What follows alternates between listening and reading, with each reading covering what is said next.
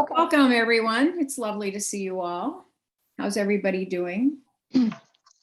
Awesome. Great. I have 3 questions that might be great to bring to this group. 3 questions. Are you ready? Yes. Who do we know who's involved with ECFE in Prior Lake?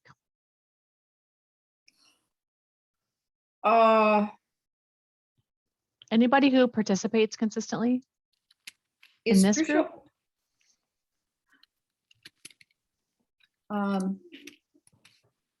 Sorry, Sarah, what was your question? I lost my signal. My question is in the chat. Who is an ECFE Oh. in Prior Lake? Thank you. The reason I'm asking is I have a family who we've been, it's the 80-20, some families take 80%. And this is one of those families and they're moving to Prior Lake. And so it's actually a preschool family who I can't get her to sign up for ECFE. But I know her and her family through preschool, and the role I have supporting preschool, and they're moving to Prior Lake. And I would love to continue to encourage her to participate in ECFE. She has 2 boys and 2 girls. The boys will now be first in kindergarten, but the girls are littler. Just a family that you kind of, one of those, Mhm. So I was hoping to make a connection maybe, or just tell her who to look for or whatever, but nobody has any people coming to mind. I am opening an Excel file from 2013. I know that's a while back. But And I haven't Googled it yet either too, so I could do that. and this was at least, I think, the coordinators in the programs. And so as soon as it opens up, at least I'll put that person's name in the chat, Sarah. Okay, thank you. Yeah, for whatever is that. It looks like they have a pretty limited website. Let's see. Yeah, I tried to Google it for you too, Sarah, and I wasn't able to figure out any employees. I could sign up for classes. Semester 2 begins February 2nd. They don't have a who works here. It's a directory. Do you see a directory? Well, I thought I did. Yes, on the top blue line, it has directory. And so if you have a name, I suppose if you plugged ECFE, which is what I'm doing, into the keyword, Ah, I see. might get us something. Okay, so let's see, Oh, I see that. Okay, cool. I will run with this. Thank you. okay, yep. I'm looking for a Trina lead. Olson, Yeah, has that's she what I been was. in our room? She has, and she's the name. Oh, okay. Okay. Child teacher, assistant, child teacher. Prior Lake Savage area. I don't see any parent educators listed here. Lots of school readiness. Okay. There's not any parent educators in that list. I wonder what happens if we plug in parent educator. Here we go. Okay, I'm gonna put, just because we're recording, so this is the name of the person who was in there in 2013, who was the ECFE coordinator. Okay. You could also, to the Perfect Connections. I could. And just send it, Yep, I could. out that way, and then it's just like. Yep, that's a know. great thought too. Okay, thank you. I will keep working on that. I thought it might be easy, but I'm gonna have to do a little work. Sarah, before you go on, can I ask one more question? Please. Are the 3-year-olds in preschool already? No, the girls are not. Okay, because sometimes in our neighborhood around the south suburbs, people, if they're already in one preschool or ECFE, even if they move, they will stay in the place that they were until they. Yeah. Okay. Yeah, no, her boys are rising kindergartner and rising first graders. So they'll just enroll in the K-12 system. And her younger daughters have not participated in school yet. So, okay, thank you. Second question for the group. I have a African-American mom whose son is 2. They do not live with dad, but dad watches the son on the weekends while she works. And mom has some questions about, well, concerns, I'll say, about discipline by dad. And a 2-year-old is starting to feel harder. So she doesn't think dad will come to class. So I thought maybe about trying to send her some resources, but I want them to be culturally relevant and something that he has any likelihood at all of opening. So I'm looking for those sorts of resources. And my list that I know right now includes Mr. Chaz, and that's about it. So I'm wondering if any of you have other resources that come to mind that might be at least accessible. Like, I don't mean accessible, like he can get them, like, would he be willing to maybe spend some time with them? Do you think he would come to a dad's only class? That's a great idea. And we do have one, a dance class. That's a great idea. We have a Monday evening one too. I mean, it'll end Okay. June 7th, but Yep. Okay, great.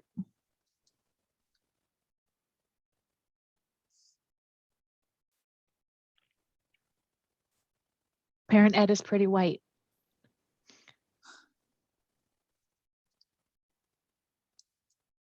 Nothing? Melissa, you look like you're digging. Nothing.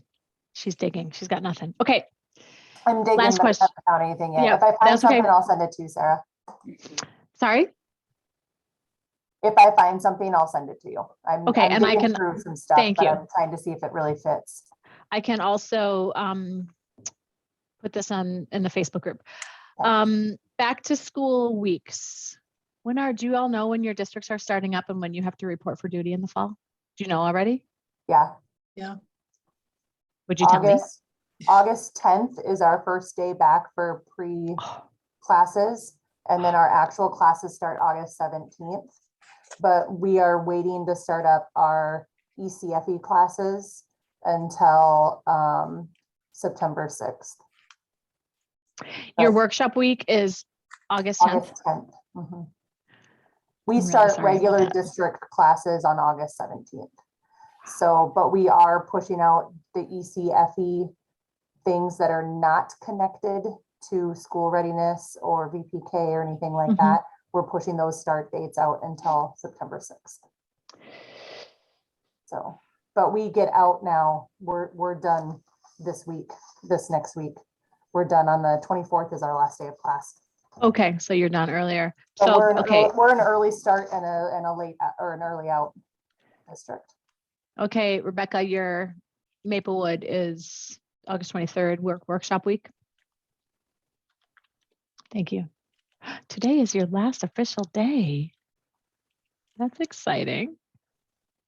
Yeah, I mean, last night was my last class because I don't have a Friday class, but we had a meeting this morning, so that was our last official thing for Cool. ECFE for the school year. But interesting dynamics in our early childhood team, and next week I'll be meeting with one of our early childhood teachers who's actually a parent educator to do some brainstorming and planning for next year. So, and I have a few paperwork things I need to finish, but Sure, always, mostly right? done, mostly done, yes. Okay, cool. Anybody else know their dates?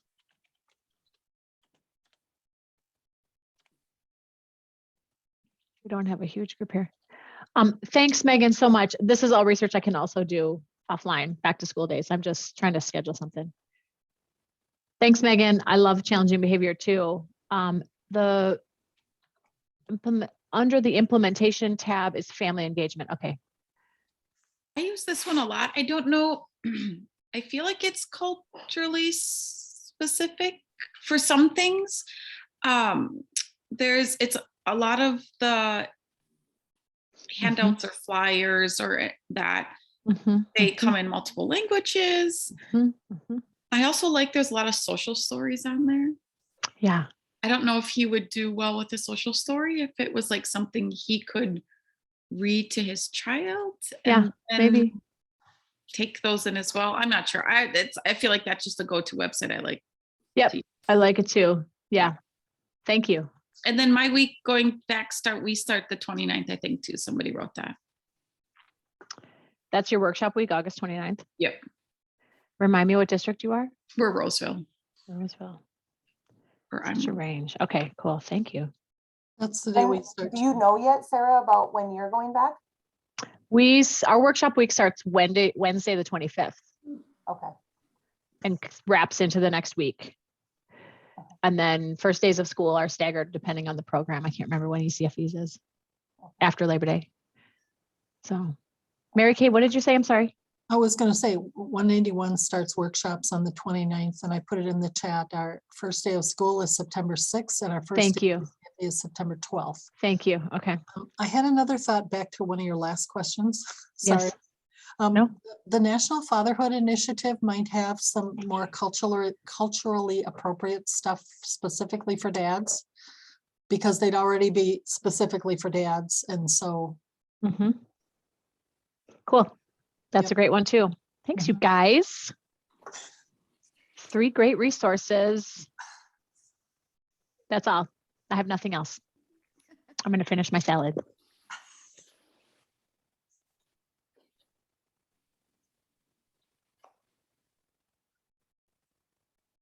So what are your summer plans? I know, Mary Kay, we've talked in previous weeks about, commencement was wonderful, by the way, I just have to say. great. Including I went to the undergraduate one and then the graduate one. And once again, our parent and family ed students held the sign for the graduate thing. And that was great. And they were efficient. And the undergraduate one, my one reflection after all these decades of teaching, is the diversity of the undergraduate population. Just amazing and just so wonderful. And we've really come a long way, I think, in higher ed in 40 years, at least in public higher ed like this.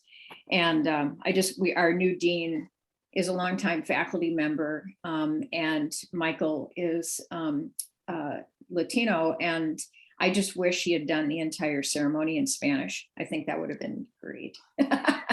But anyway, no, it was wonderful. And as faculty this time, we sat on the floor at Mariucci as opposed to up on the stage.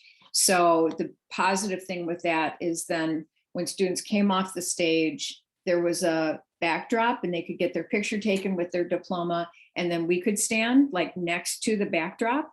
So it gave us so much more room for hugs. And that was just fabulous. And then the graduate one was really wonderful too. So I'm sorry I wasn't here, but I was there and I met and I get to meet the families, some of the students that I've really, and a number of these undergraduates have also assisted me with some of the ECFE research. So anyway, and I got to meet some of their families, and that was great, because then I get to gush about how wonderful their kids are, which is just like a double joy. And and of course I do it while I'm in the full costume, right? So I'm in the cap and not the cap, because that just never stays on, but I was in the gown and the hood, and the whole thing. So yeah, that was great. So yeah. Anyway, back to the summer. So I know, Mary Kay, you've talked a little bit about doing some of your summer programming. What are you guys doing? Are you traveling? What are you doing for fun? What are you doing for work? What are you doing to support your kids? All of I have that. something.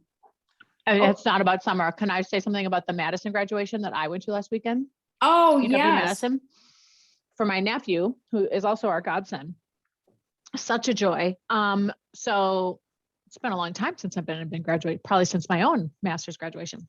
And before that was a long time too. So anyway, such a joyful day, so awesome. The first in-person graduation with family and friends since the pandemic for Madison. So a really joyful, buoyant event. And some of my favorite moments were when the chancellor invited, and I still get emotional saying this, the chancellor invited all of the people, graduates who were the first in their family to earn a degree, to stand up. And it was a lot of people, Yeah. probably 10%, Wow. and a huge swell of applause for them, of course. And then the other neat thing, which my nephews and I talked about after, all three are Madison grads, is the student body president and the student body vice president are both students of color, tremendous speakers, tremendously charismatic kiddos, both sons of immigrants. One talked about his family's experience coming from Somalia, and the other didn't speak about that, but that is part of his identity. And I just loved that that was a part of it, and that the representation happened for everybody there. And it spawned a really neat conversation with my nephews, as I said, after the ceremony. So some highlights from that. Oh, that's great. Yeah. Yeah, So one of my talking- students her mom is from Ecuador. And I realized afterwards, after I was like gushing and I'm like hugging her, I'm talking about how great she is. I don't think her mom speaks English. I don't know, maybe she does, but I'm sure she translated as well. So anyway, So. I'm sorry, Melissa? You were No, gonna say that's okay. This discussion is making me think of, so I went to Singapore recently, and I actually spoke more Spanish in Singapore than I did when I took my trip to Costa Rica for spring break. So I never met another American while I was there. There were no Americans there. Quite a few Australians, a few from England. And this one gal who her boyfriend was also there on work. And so we were in the pool together, and she was from Chile and only spoke Spanish. And nobody there could understand anything because there's nobody else there that speaks Spanish, like at all. And so I went and just said a very simple, I speak very bad Spanish. And she was like, oh, I speak Spanish. And she just, and it started a whole thing. And I was dreaming in Spanish because I was speaking so much Spanish while I was there, and my brain kind of hurt because I haven't spoke that much Spanish since I went to Costa Rica in college for classes. So it was just a very unique experience to be in this culture and trying to absorb this culture, but totally living in another culture in a lot of ways as well. And why were you in Singapore? What's that? Why were you in Singapore? So my husband was there for work. Oh, So great. during the day, he would go to work and I would be sitting by the pool, and that's where I met this woman who then, she was afraid to leave the hotel or anything without him there. But then after we got together a little bit, we ventured out a few times on our own and stuff too. And she was just full of life, and it was a lot of fun, but it's just kind of funny to say I went to Singapore and spoke more Spanish than I did in Costa Rica. But it was a very interesting, it was 30-hour trip there and a 30-hour trip back. So a lot to get there, but it was, I mean, it's an experience. So I love getting there and absorbing the culture and seeing the food, so much of the food, but just seeing a different way of life. They're on an island, so they grow up and they grow down because there's nowhere to grow out. So they have a lot of stuff underground and lots of skyscrapers. So it was just a very unique, fun experience. But the talking about culture and stuff just made me think of how funny that little bit was. So I just put in Jenny Ning's name. She is one of our former MED students. She's from Singapore. She's in Singapore, and she has braved kind of creating family education there. They have, through their Ministry of Education, they have like family education programs. And so people who are trained, it's like there's a curriculum model that they teach. And Jenny, bless her heart, has really, and she came as a background as a web developer. And then she had a child, wanted to, so she was part of our program, and then she did the certificate in the MED. So finding a student teaching thing for her was interesting. Anyway, but I'll connect you, Melissa, on Facebook if you'd like to, because she's really amazing, and she's just blazed new trails for family ed in Singapore. They seemed really open to it there. Like when I did talk to someone about what I did, and I said that like that is, and actually Australia too. The people that I visited with from Australia were just like, that's an amazing program. I wish we had something like that here. We do a little bit of this and we do a little bit of that, but yeah, talking about it with anyone there. And I asked about like their early childhood Mhm. kind of stuff there too, and whether or not they had a lot of private schools or if it was all public, and Yep. Very much public. Yep. The only private schools seem to really be for foreigners. There's Yep. like a private school focused on either a religion or a language Yeah. that are separate, but otherwise very, very public. So Yeah, and they have, so the interesting thing with Australia is they have this play group model.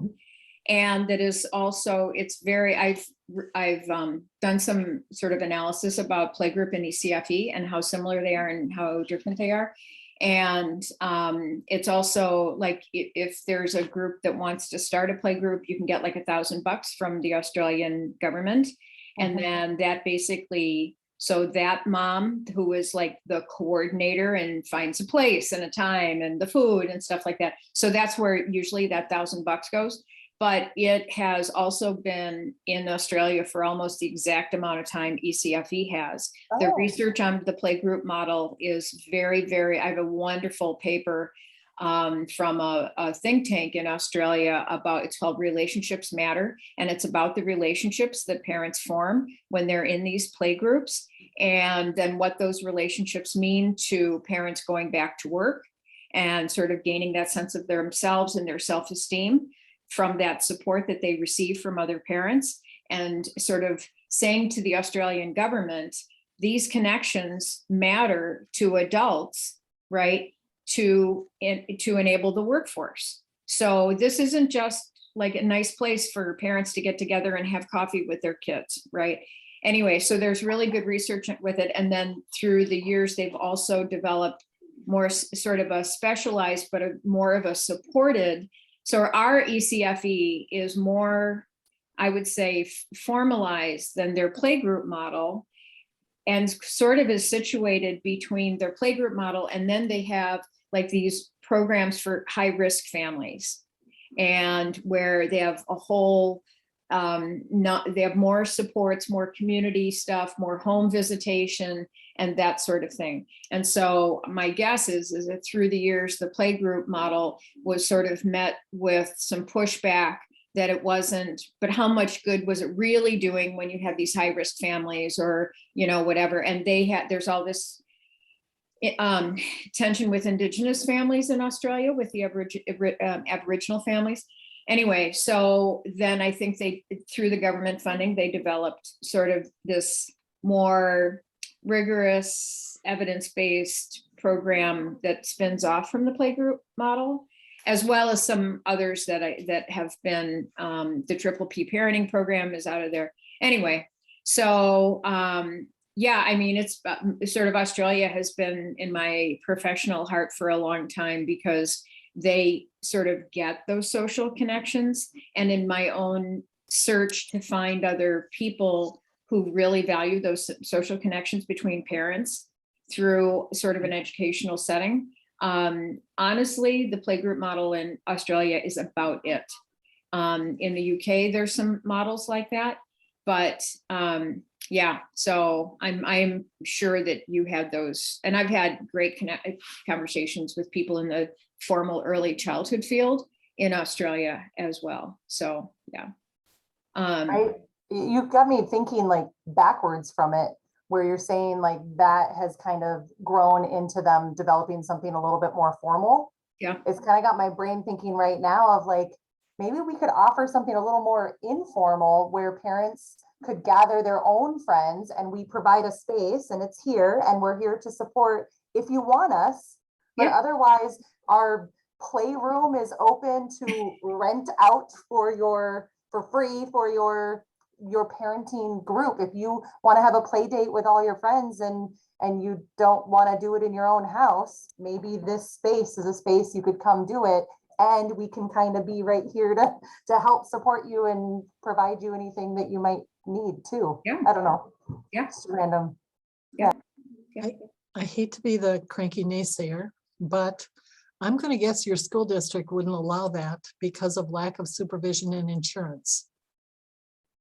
I'm not saying completely unsupervised, whatever, just not me in any sort of, if it's kind of a rent out space for you to come in and be in, if I was to just be there to be available, not in your stuff. Does that make sense? Yeah, I'm not arguing against it. I just think in our school district, if you rent a room, you have to show that your organization has insurance. And I'm not saying to actually rent it. I mean more like this is our, like, we've done open play space before, but instead of doing it like this is the time frame and this is when you can come and have your open time space, to stay and say instead, if you would like to have a play date in our thing, connect with us and bring who you want, and you can all come and do it as a group together without it being necessarily open to anyone to join in. They could just describe who was coming, and we would provide somebody to supervise, but I wouldn't tell them, like, we're not going to oversee. I don't know. I'm thinking of it more of like the open play date, but I won't dictate the time and place. You instead request a time and place. Gotcha. And I tell you, I don't know, just a random brainstorming thought that was triggered in this. We did that. We offered that in COVID. I can't remember what we called it, maybe like pod learning or something, that families could bring their own people together and we would either go to them. It had to be outdoors because it was COVID. But it's interesting because we didn't have anybody take us up on it. But it would be interesting now to see if we could, now that they could come into our center, that we could offer it again outside of COVID, because I do think there's groups of friends out there that would like some support, but maybe not like that true ECFE class. Yeah, that's interesting. That just made me think about, like, oh, we did something like that. We did offer that. I Because just we think had of, oh, go ahead. I was gonna say, I just think of our actual, like my ECFE group when I was a parent, and when we had class, we would go to class, and then another time during the week, or whenever we didn't have classes or other random times, we would pass it around to each other's houses and try and do something. But like there was one lady who always wanted to host, but her house was smaller and she didn't really feel comfortable. And you know, there were just time frames that we wanted to do it that there weren't necessarily ECFE classes offered. Or like there was one woman who was in it, but she wanted to come to ECFE class only and wasn't really part of wanting to hang out with us as a side group. Like I could see how some of that could just be like, you know what, actually I have this one friend who won't sign up for any ECFE classes, but I think I could get her to come to this. Like I could invite that friend to this, but she'll be like, well, but yeah, but so-and-so might show up. Nope, we get to invite who we want to have show up. You know, I don't know. Just random. Sorry, Megan, I feel like you were still going to say more and I cut you off. Nope, that was it. I was just only thinking like, oh, we should offer that again. Like we should just try it again, maybe outside of the pandemic, to see if we have any groups that want to be together, but don't necessarily want to sign up for a class. Yeah. Hey, Susan, I'm Yeah. just clicking through your links. Do both of them link the same place? Oh, no. Okay, I No. see. So one is a folder with a lot of PDFs. The other one is the specific RMIT report, Relationships Matter. Oh, it's actually, it appears in a list of them, but I found it. The RMIT one is the one that you're thinking of. Yeah, it doesn't take you, the second one doesn't take you directly there? it takes me to a list of files, including that one. Oh, interesting. Yeah, so Okay, I that's all thought right. I got it now. Yep. I can also send it as a PDF. No, it's all good. All right. Yeah. Cool. Thank you. Mhm. Fascinating. Is there I a think way for me Eugene's- to share a PDF? Yeah, Like you should be able to, under the little, in the text where you, or in the chat thing, you click Yeah. the little page Uh-huh. and you should be able to, yeah, it should open up. Oh, I never knew that. Oh, Yeah, and then you should, and then it should just go to your hard drive. fantastic. That is kind of fantastic. I didn't either. So I thought Susan, it to was- me, these two links you sent are the same. Right, I'm getting I thought when I opened up the Relationships Matter one, which I'm now going to download onto my computer, and then I'll put it on my save it as. I don't know even know where I had it. Anyway, You learn no something every fears, day. usually I'll put the PDF up. Hang on. Great, thank you. Will you say again, Susan, how you can share a PDF? I missed that. I was looking at your other slide. Yeah, would somebody help Megan? I'm Yeah. trying to get this on my computer here. so Thank you. Help Yuji. She was just saying there's a little paper in the corner when you're in your chat. If you click on that little paper in the corner, do you see it in the bottom if you're going to write in your chat? Yeah, right there. Okay, now I'll do mine. Yep, Dropbox. Done.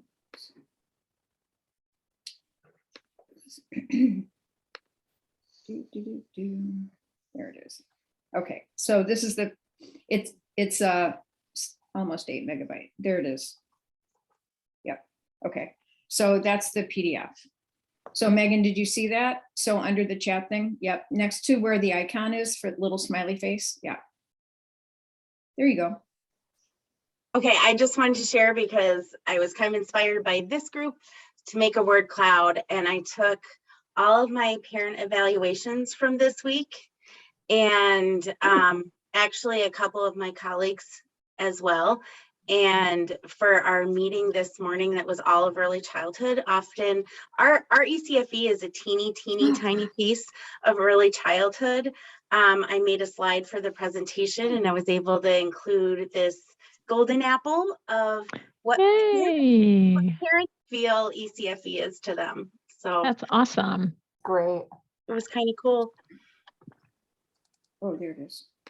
Yeah, there it is. I share it. Look at that. Isn't that great? So it's all the parents' words. That's Oh, beautiful. I kind of want to make it into a poster or something and put it in our. I think you parent room. should. Take that right over to Kinko's. Absolutely. friends together, learning, connection, sharing, Mm. listening, playing, and then ECFE. Look at that. Beautiful. Nice. Can I ask one more thing? Oh, Sarah, I know, I have so many things today. It's so needy. Susan, say more about Parent Nation. I can't say too much about it. Susan dropped the ball for the first time ever. I was going to write anyway. It's a book. Did you get the Yeah. book? I did, Okay. and that's So- from you. No, it isn't. I mean, Did I no, just order it? you got a free copy, and Yes. Dana Suskind is the author. Yes. Yeah. Yes. You got it from me because I saw them talking in Twitter and I said, oh, this sounds great. I'll write a professional review of your book and when it comes out. And so they gave me an advance copy. And then they said, also, because they wanted to get it in the hands of people, like, did I know anyone who might like a copy? So that's where that link came from. And so that's how you guys all got the Okay. I copies. can share some. Have you read Well, it? it's- Well, And I can share more of the background. Oh, you know more about, oh, great. A Yeah, little bit. yeah. She is the doctor that was doing cochlear implants, and she became aware of the research around the 30 million word gap. Yep. and was super interested in that. And that research actually is not able to be repeated. I think that they think that it's more of a 4 million word gap. That it's significantly smaller, but still a huge issue. And I think what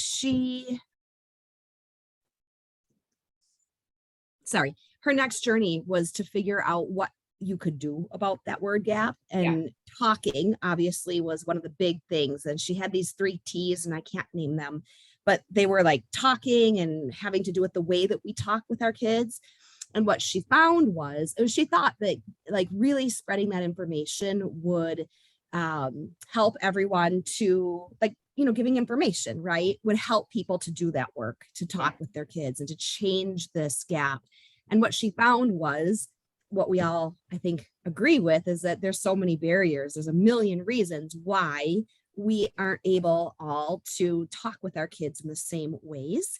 And so that's now the birth of this book, is what can we do as a nation to reduce the barriers to talking with our kids and to reducing these gaps. And I think that I believe that the book has already hit a #1 bestseller on the New York Times, but the goal was to market this far and wide and put this conversation into the nation, into the public, and to hopefully reduce these barriers, that we would actually be creating more of a parent nation. So, I mean, the issues that we always talk about, whether it's Parental Leave Act and all of these things that we know would increase the capacity to talk with our kids. But I think that's a little bit of background behind the books that And in the first, because I've read half of it so far, and that's exactly her trajectory, where she she was, for that 40 there, it's like an acronym, but at the University of Chicago, she was like the director of that 30 million words project or something like that. And so, or at least that's what she writes. And so, and it was from that, and she's very humble about their discoveries. And I think also writing about being in urban Chicago, that a lot of the families that they thought this was going to be revolutionary for, they also realized, exactly as you're saying, Nikki, you know, just this multitude of barriers and challenges that families were facing, not because they didn't want to be good parents or talk to their kids, but because of the challenges that they faced. And so then her move became then to advocate for families to be better. And also, I think then they also bumped into a lot of the policy challenges around, you know, making change for families and work leave policies and childcare and things like that. So and then through Heidi, I forget what her last name is. Anyway, she used to write for the Chicago Tribune, and so she's like their key media person now, and is doing exactly that, is trying to create this advocacy called Parent Nation to really, I think it's a horrible political climate for her to attempt it, but I think it takes someone at least with that kind of visibility of being a physician and very well respected. And her own personal story with losing her husband and having kids and stuff like that is very, very compelling. And then also her direct experience with children and with families. And she also recounts a number of just heart-wrenching stories of challenges that some of her patient families have really faced. And so, I think she's a great mouthpiece, if I can use that term, for this. She doesn't need to be a parenting educator to be a parenting advocate. And so, I just got halfway through, and then life intervened and I wasn't able to finish it to write the review. Also, I was, just as an aside, the other thing that was like a monkey wrench for me was a lot of the professional journals have stopped doing book reviews. And I don't know exactly why, but I thought I was going to have easy outlets to a number of professional journals to get the word out. But anyway, thank you, Nikki, for sharing that. Yeah. Sarah, have you started the book?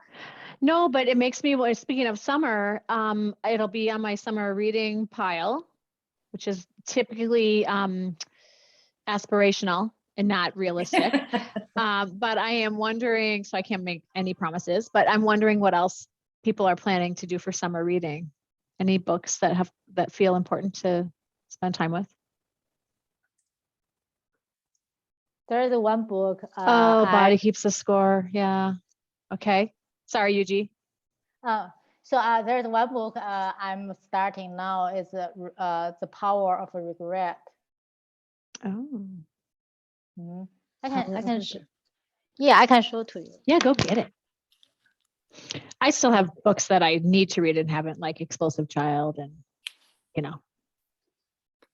Do any of you remember a few years ago, there was a writer, I think she might have been at the New York Times at that time, Jennifer Senior, and she was writing a book called All Joy, No Fun. Yeah. And she featured in the book about ECFE. Well, she just won a Pulitzer Prize for a piece she wrote, I think for The Atlantic, about a wallet that was uncovered at a 9/11 site.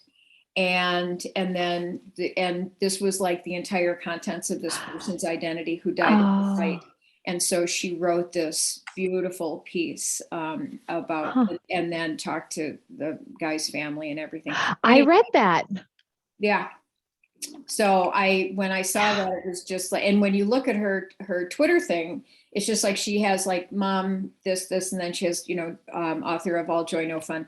And that was another opportunity where ECFE was getting some national attention because this writer was here. She was just interested in sort of parents' journeys and parenting and stuff like that. And she was absolutely floored by the value of ECFE. So, yeah.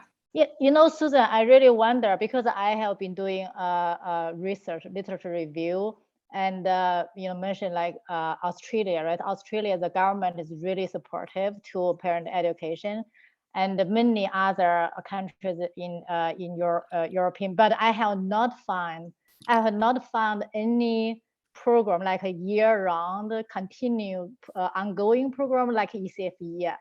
So normally they will adapt some kind of program, for example, Triple P, but most of those models are periodic, like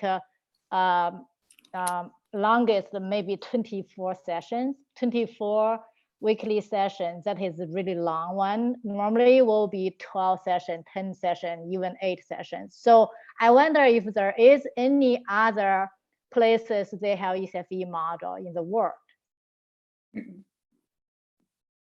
Have you heard any? No, any not that I have. similar? I mean, in my own travels, and I think you guys have experienced this too, where people will say we have a program that is similar in this way, but it's not the same. Mm-hmm. Right. And one of the most significant ways that other programs are not the same is the way that we have this integrated in our school districts. I mean, it is when that happened, that was the game changer. It's not run through a nonprofit. It's not run through a university. It's not run through a government agency. I mean, unless you call schools, it's not run through a hospital. It's not run through industry. It isn't a model that was evidence-based and then scaled up and then replicated like Parents as Teachers and then became its own sort of nonprofit. It's not attachment parenting. And again, it's not most parenting education are like models that have been tested and then they become a thing. And then somebody, has then sort of training and all the stuff that you guys experience. But this idea of having it embedded through the school districts, through community ed in most cases, with a teacher's license, like that was the game changer that gave it the stability in this state. At my perspective, I don't know if you guys might differ. I agree with 100% think you. that's what gave it the stability and made it something that was able to succeed statewide instead of like just in the cities or just in certain areas.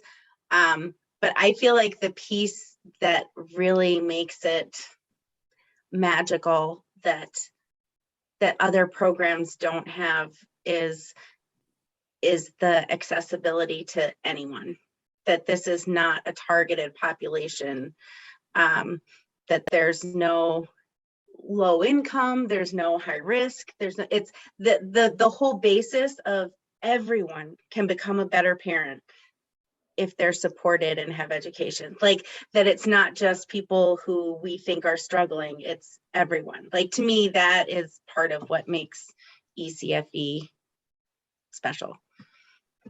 And again, I think ECFE is a fantastic program, but I think in some places we have such a focus on doing it at certain times, like during the day, that we believe it's accessible to everybody, but it's not, Mhm. because they can't come during those times. I was so disappointed when my school district decided to do summer school only Tuesday, Wednesday, and Thursday during the day, because we have to let people have their vacations. Now, Eugene, I'm going to guess you don't have paid vacation, right? From being a parent educator?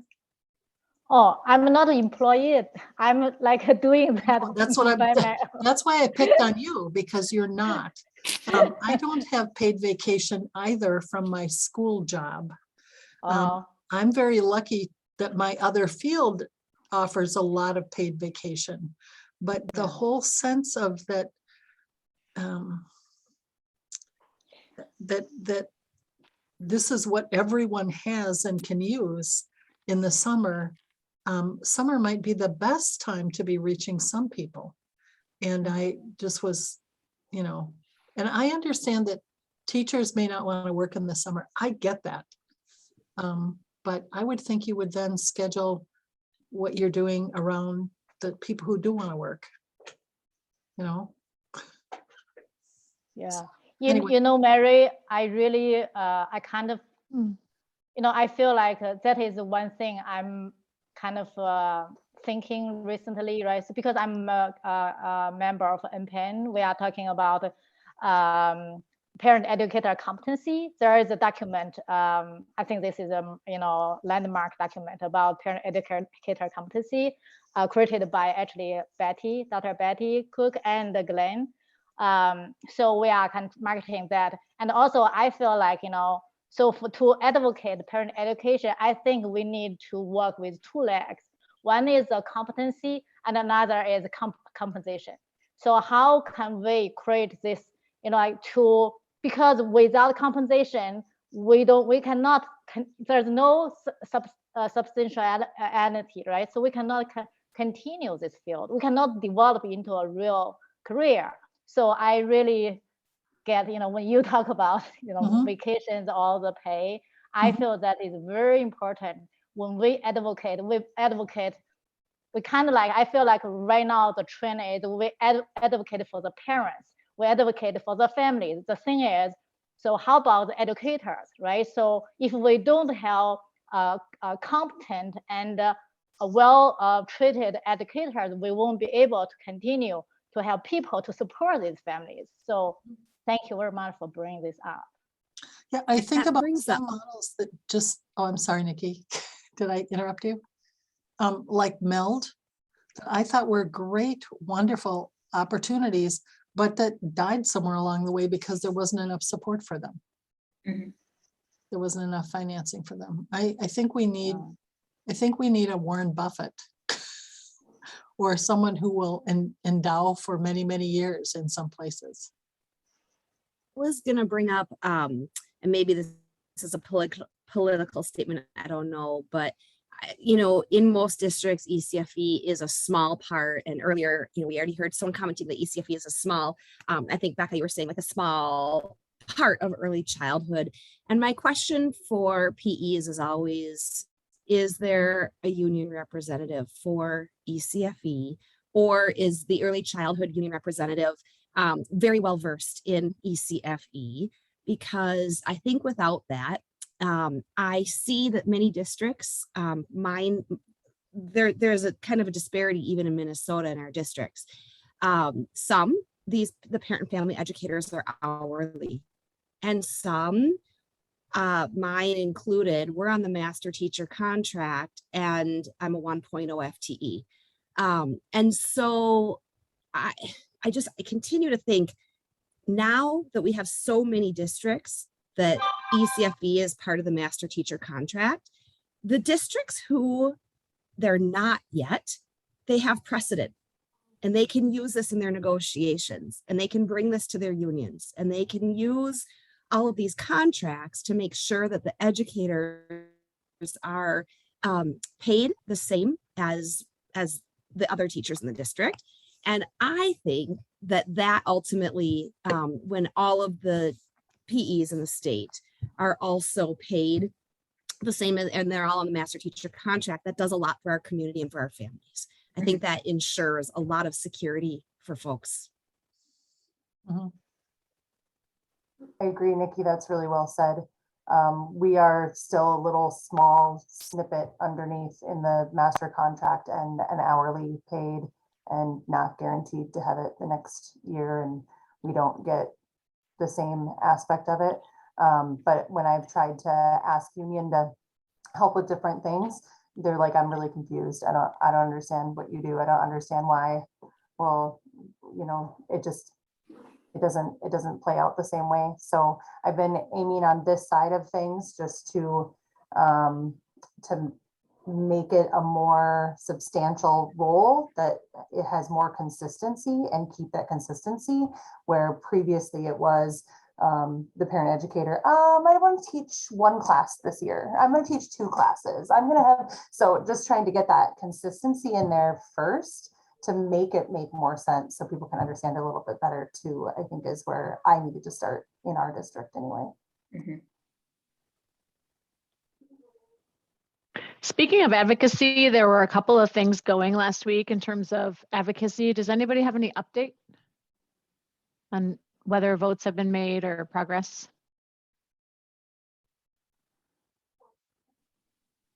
No.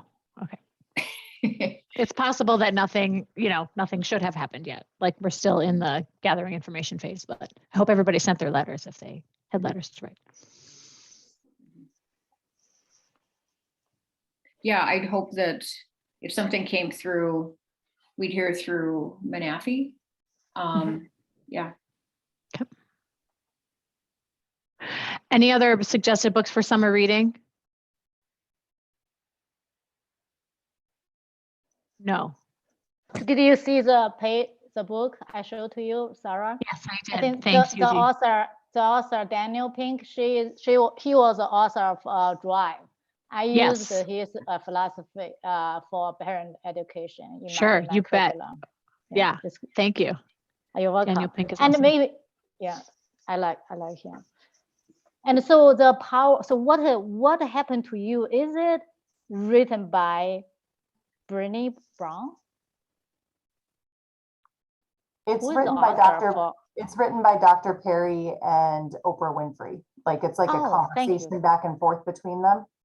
Okay. So, but Brené Brown was doing on her Unlocking Us podcast, she was doing an interview with them. I've only listened to the first like 5 minutes of that interview, but they were bringing up some other aspects of the book that I hadn't really dug into as deep. We did a book study with it with my colleagues, which was really great to dig into themselves a little bit, but then also how it related to the work that we do. So it was a really So good what is it about, Melissa? What is this book about? trauma. It's really Oh, trauma based, Thank and you. kind of understanding that. And one of the reasons, like in the first 5 minutes of that Brené Brown, and this is one of the pieces that wasn't in the book, so it's nice to have that interview piece. Oprah was saying that one of the reasons why she decided that this book was important was because in her time with the interviews and all of the people, so many people said, as soon as my kids get a little bit older, I'm going to leave this bad situation. As soon as my kids are a little bit older, because I don't want it to affect them. And Oh. Dr. Perry was like, it starts to affect them right away, like showing that effect on the infant, even in trauma. So that was where she was like, we have to get more of this information to people. So it was a very interesting read, made you dig into yourself a lot. But then having that book study really helped to dig into what we do as educators around trauma-informed practices. So. Thank you.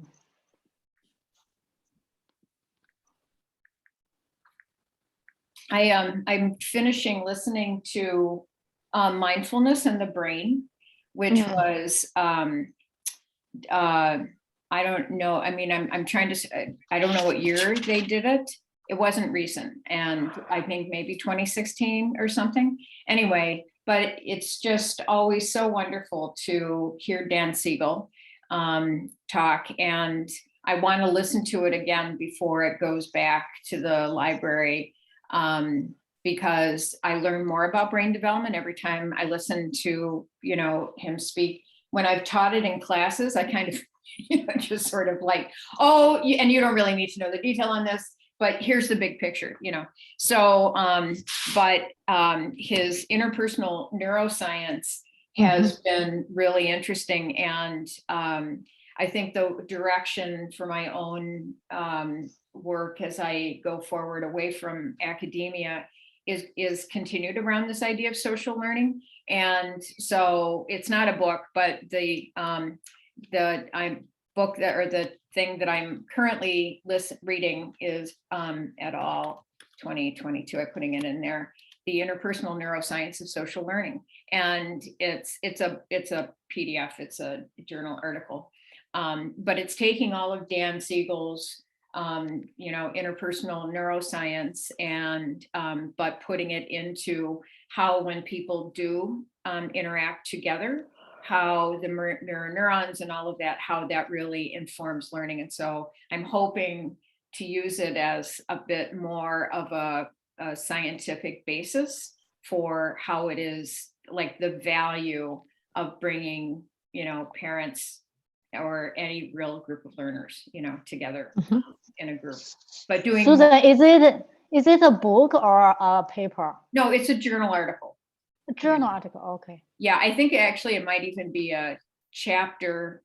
Yeah, Perspectives on Psychological Science. Yeah, volume 17. So, yeah, so it's a journal article, I think. It was a special, yeah, anyway, so not a book, but interesting stuff and really good, great graphics and of the sort of pathways of changing pathways in the brain through social interaction. So, Wow.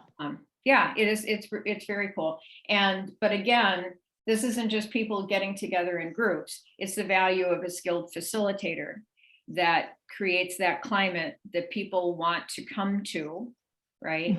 And that poses the questions to get people talking and thinking and can deepen the discussion into personal experience, but in a way that people feel that they can trust and that they don't feel overly vulnerable, and that in that setting, they're not going to be betrayed, right? So, which all of you do. And so anyway, but.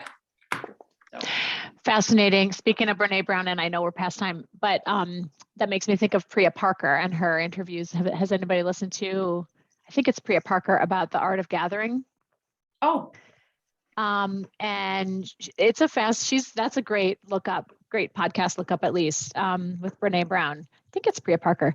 She has a book, of course. But to hear her Priya talk about the way we think about gathering people together and the ways that we can, the questions we can ask to make sure that the gathering holds meaning for people and feels like it does what it should. And she's even talking about like funerals, weddings, all of the typical gatherings, but making sure that they hold the meaning that we need. We really do need them to hold, but sometimes people get lost in the details or the flurry or the stress or all of it all. And also our ability to do things the way they've always been done is different. So it affords an opportunity to like crack it all open and think about what are we really doing here and why, and what are the essential elements Exactly that we need